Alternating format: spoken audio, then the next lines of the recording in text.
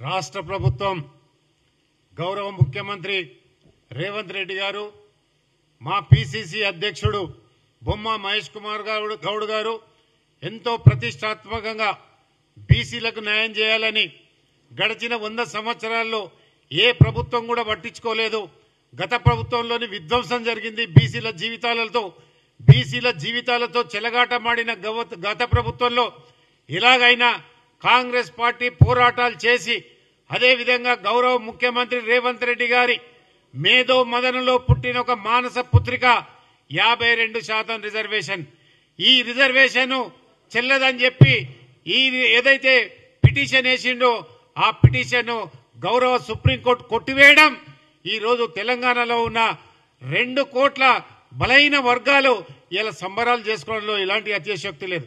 ఇప్పటికే రాష్ట్ర ప్రభుత్వం 3 చట్టాలను తీసుకొచ్చి ఒక ఆర్డినెన్స్ తీసుకొచ్చి ఏదైతే శాసనసభలో దేవాలయం లాంటి శాసనసభలో చట్టాలు చేసి ఆర్డినెన్స్ తీసుకొస్తే బీజేపీ టీఆర్ఎస్ మాత్రం మద్దతు పలికి ఎప్పుడైతే బయటికి వచ్చిన తర్వాత అదే విధంగా మరి ఏ రకంగా అయితే మాట తిప్పిరో ఈ రోజు ఆ నాయకులకు చెంప చెల్లు అనిపించే విధంగా గౌరవ సుప్రీంకోర్టు న్యాయస్థానం న్యాయస్థానాల మీదే ఏదైతే గౌరవం పెరిగింది తెలంగాణ ప్రజలకు.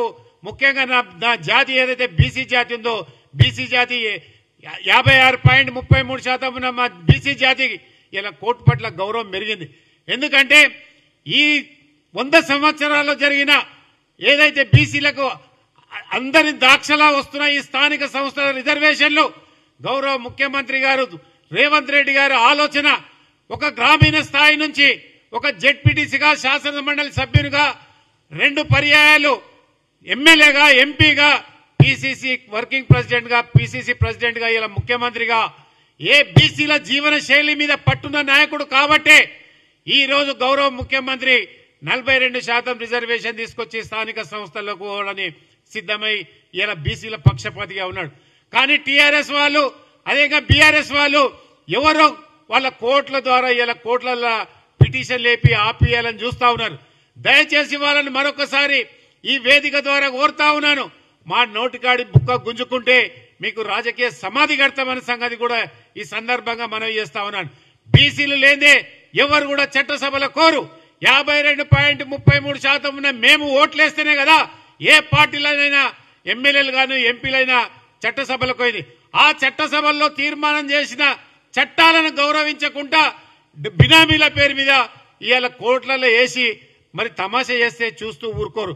అదేవిధంగా సుప్రీంకోర్టు ఇచ్చిన డిస్మిస్ ను మేము స్వాగతిస్తూ అదేవిధంగా రేపు గౌరవ హైకోర్టులో మరి ఈ యొక్క కేసుకు సంబంధించిన విచారణ ఉంది కాబట్టి టీఆర్ఎస్ వాళ్ళను బీజేపీ వాళ్ళను దయచేసి మరొకసారి కోరుతున్నా 8వ తారీఖు నాడు కూడా మీరు ఇంప్లిమెంట్ అయ్యి మరి రాష్ట్ర ప్రభుత్వానికి సహకరించకపోతే మీరు చరిత్రహీనులుగా మిగులుతారు.